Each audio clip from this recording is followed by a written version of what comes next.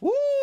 Ladies and gentlemen, it is that time again to where I need to go on ahead and address something that you guys need to go on ahead and stop what you're doing and watch this particular show right now, because this show, Solar Opposites, is possibly one of the best spin-off shows on any streaming service, and I really need you guys to go on ahead and check it out. What is going on, guys? AnimaTD or Animated, and today we are going to be talking about possibly, again, one of the best show spin-offs that I have personally seen in a very long time. And of course, today we are going to be talking about Hulu's Solar Opposites show. Now guys, if you go on ahead and decide to watch this video before watching the actual show, just know that there's going to be a little bit of spoilers as to what is possibly happening within this series. And guys, let me tell you, if just go on ahead and watch the show before you watch this if you don't want to get spoiled. Also, don't forget to leave a like, comment, and subscribe to the channel because you guys are fantastic with all the support, and do not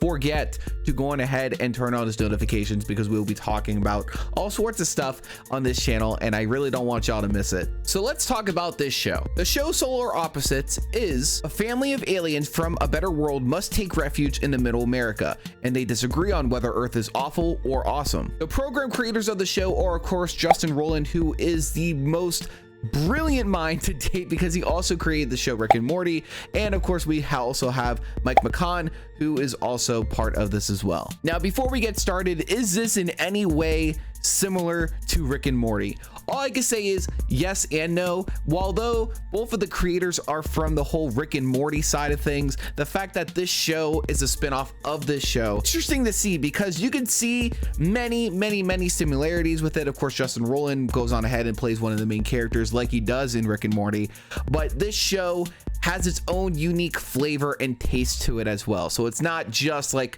a Rick and Morty aspect of it. They have like so many other things going on within this show, like the small wall people.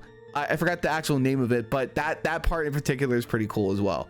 So of course the four main characters of the show are of course Corvo, Terry, Yumulak, and Jesse, and they also have the cool little guy that is just fantastic as well within the show, the Pupa. Now of course their mission is to go on ahead and find a new planet to terraform with the Pupa because their main planet got destroyed due to some asteroid phenomenon. So all the bunch of people were paired up together to go on ahead and search the vast galaxy, whatever you want to call it, space in itself.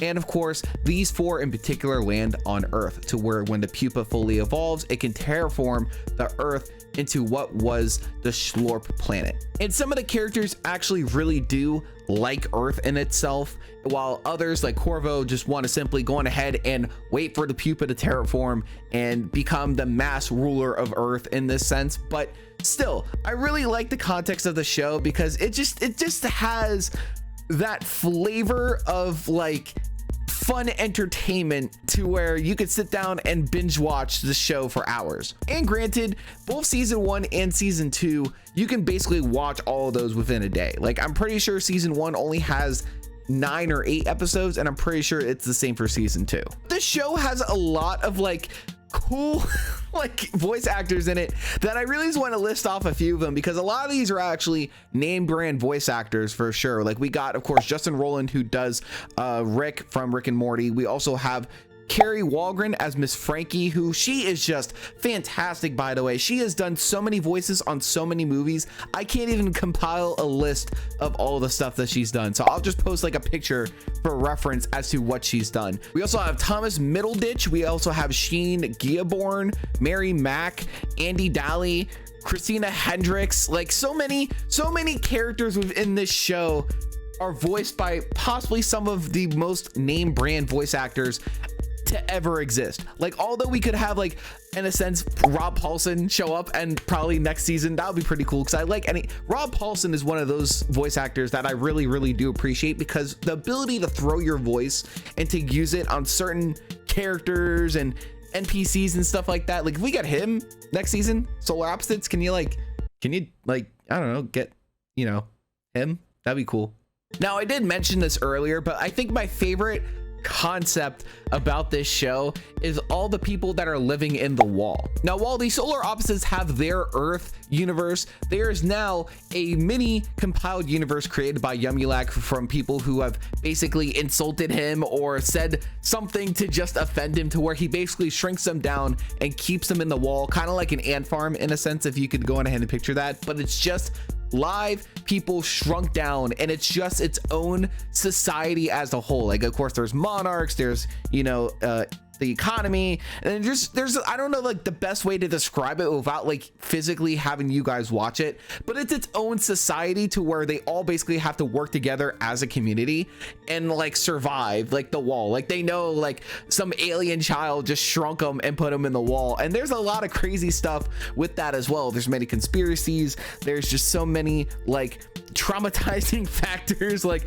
there's a whole cricket killing people, there's a whole like drowning sequence, of course. Like, it's weird. Like, they have to learn to survive within this wall. And with season 2 talking about the wall, like, there's so many aspects to where like some characters are killed off, but then they're actually not dead, and then there are other ways that other characters are killed off. Like, I think the guy that was running the wall society before, when he gets kicked out of it to go live outside, he gets killed by like a possum or something, or like a firecracker.